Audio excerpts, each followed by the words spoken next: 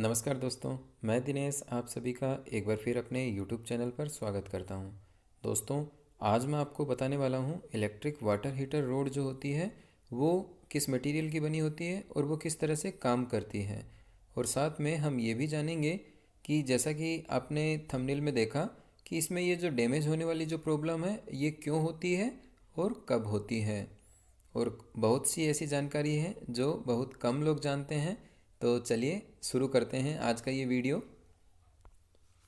देखिए, सबसे पहले मैं आपको इसकी स्ट्रक्चर के बारे में बता देता हूँ कि इसकी स्ट्रक्चर जो है वो किस तरह से बनी होती है। तो इसका मैंने ये डायग्राम जो है वो आपको दिखाने की कोशिश की है। तो देखिए, इसमें ये जो ब्लैक कलर की है वायर, ये क्या है, नाइक्रोम की बनी होती है। और ये क्या है, स्ट्रेट सीधी ना होकर राउंड शेप में होती है, कोयल के फॉर्म में होती है। सीधी आप देखेंगे तो आपका जो टोस्टर होता है उसमें ये वायर जो है वो सीधी यूज़ होती है। अब देखिए, ये जो डॉटेड जो पॉइंट मैंने दिखाए हैं रेड कलर में, ये क्या है, मैग्नीशियम ऑक्साइड है। ये क्या है, आपका पाउडर की फॉर्म में जो है इसके अंदर फिल रहता है।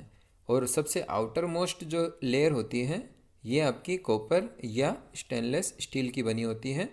तो अब इनको हम एक एक करके देखते हैं कि सबसे पहले आप नाइक्रोम वायर का ही यूज़ क्यों करते हैं। तो देखिए, नाइक्रोम की प्रॉपर्टी क्या होती है, ये हाई रजिस्टिविटी और हाई मेल्टिंग पॉइंट जो है वो शो करता है। अब देखिए, हाई रजिस्टिविटी का मतलब ये हो गया कि आपकी वायर की यदि लेंथ कम है फिर भी क्या है, वो ज़्यादा रेजिस्टेंस शो करेगा। और साथ में हाई मेल्टिंग पॉइंट का मतलब ये हो गया कि ये हाई टेम्परेचर पर भी ब्रेक नहीं होगा। इसका जो टेम्परेचर कोफिशिएंट जो है इसको अपने ये कह सकते हैं 1400 डिग्री सेंटीग्रेड जो है टेम्परेचर, उस पर भी ये काम कर सकता है। ठीक है। अब देखिए, आगे हम बात करते हैं मैग्नीशियम ऑक्साइड की। तो ये मैग्नीशियम ऑक्साइड जो है ये क्या है, आपका हीट एक्सचेंजर का काम करता है। इसका मतलब ये हो गया, जब आपका ब्लैक कलर का जो नाइक्रोम का वायर है ये क्या है, जब गर्म होता है तो हीट जनरेट होती है I²R के अकॉर्डिंग। और वो हीट जो है ये मैग्नीशियम ऑक्साइड जो है ये ट्रांसफ़र करता है। और साथ में ये जो सबसे बाहरी जो लेयर है ब्लू कलर की, ये क्या करती है, ये उस हीट को एब्जॉर्ब करती है। और जैसे ही रोड को आप पानी में डालते हैं तो पानी को ये गर्म करती है, हीट को ट्रांसफ़र कर देती है। ठीक है। अब यदि आप कॉपर और स्टेनलेस स्टील की बात करते हैं तो इनमें से कौन सा जो मटेरियल है वो ज़्यादा आप ये कहेंगे सूटेबल है, कौन सा मटेरियल आप यूज़ करना चाहेंगे, तो इसके बारे में भी हम चर्चा करने वाले हैं।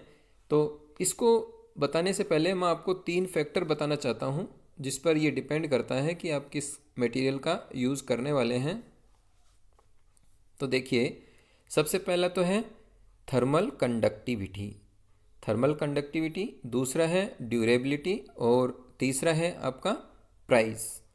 तो इन तीनों फैक्टर को हम अलग अलग देखते हैं। देखिए, सबसे पहले अपने बात करते हैं थर्मल कंडक्टिविटी। तो इसको मैंने आप लोगों को सबसे बढ़िया एग्जांपल देकर समझाने की कोशिश की है, आप इसको अच्छे से देखिएगा। देखिए, थर्मल कंडक्टिविटी का मतलब ये हो गया कि कॉपर और अपने बात कर रहे हैं स्टेनलेस स्टील की।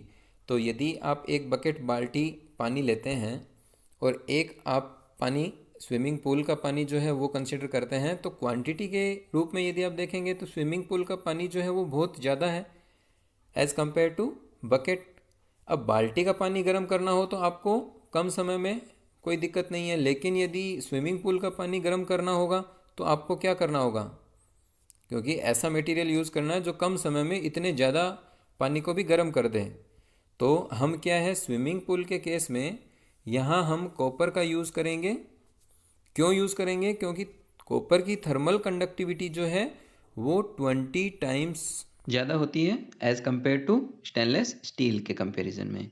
अब यदि आप एफिशिएंसी की बात करेंगे तो एफिशिएंसी भी जो है वो कॉपर की क्या होगी, ज़्यादा होगी, क्योंकि ये यूनिट भी जो है वो कम कंज्यूम करेगा, क्योंकि कम समय में आपको ज़्यादा आउटपुट देगा। तो एफिशिएंसी इसकी ज़्यादा होगी, जबकि स्टेनलेस स्टील की एफिशिएंसी जो है वो कम होगी। तो यदि आप स्विमिंग पूल के पानी की बात करते हैं तो आप ज़्यादा समय का वेट नहीं कर सकते, क्योंकि इतना ज़्यादा क्वांटिटी में यदि आप पानी गर्म कर रहे हैं तो आपको कम समय में पानी को गर्म करना है बजाय स्टेनलेस स्टील के। तो इस तरह से आप ये कह सकते हैं थर्मल कंडक्टिविटी जो है वो डिपेंड करती है। दूसरा, यदि अपने बात करें ड्यूरेबिलिटी, तो ड्यूरेबिलिटी को भी हम अच्छे से समझते हैं। तो देखिए, आपने घरों में देखा होगा, आप सिलिकॉन स्टेनलेस स्टील जो है उसके आप बर्तन यूज़ करते हैं, और एक यदि आप कॉपर के बर्तन यदि यूज़ करेंगे तो लंबे समय तक चलने वाला मटेरियल कौन सा होगा? ऑफकोर्स स्टेनलेस स्टील जो है वो लंबे टाइम तक चलेगा। क्यों चलेगा? क्योंकि इसके ऊपर जो ऑक्सीडेशन की लेयर है वो इसको कोरोजन से बचाती है। ठीक है, ऑक्सीडेशन की जो लेयर है वो क्या है, कोरोजन से इसको बचाती है। तो ड्यूरेबिलिटी किसकी ज़्यादा होगी? स्टेनलेस स्टील की ज़्यादा होगी। ठीक है, चलिए अब यदि आप प्राइस की बात करते हैं तो यदि आप मार्केट में जाते हैं तो स्टेनलेस स्टील और कॉपर में यदि आप कंपैरिजन करेंगे तो कॉपर का जो मटेरियल है, जो अप्लायंसेस जो है वो क्या है, कॉस्टली होंगे as compare to stainless steel. ठीक है, तो अब ये आपको खुद को डिसाइड करना है कि ओवरऑल जो है आपको कौन सा जो मटेरियल है वो इलेक्ट्रिक वाटर हीटर रोड में यूज़ करना है, प्रिफर करना है।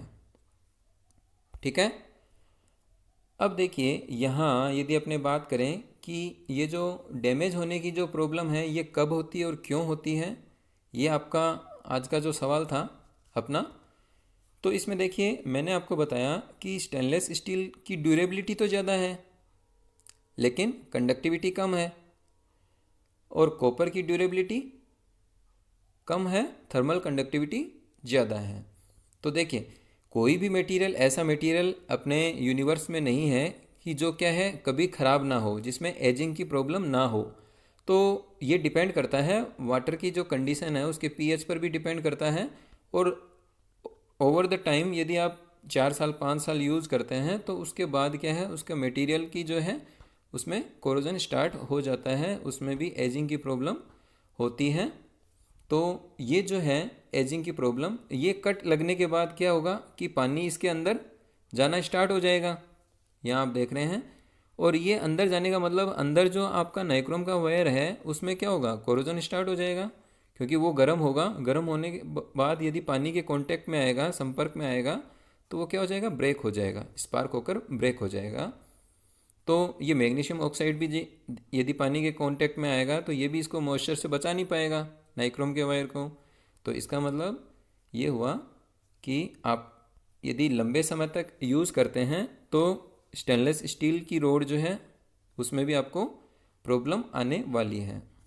ठीक है, और कॉपर में यदि आप देखेंगे तो कुछ इस तरह से, जब एयर के कांटेक्ट में आता है मटेरियल तो उसमें ये कोरोजन की प्रॉब्लम हो जाती है।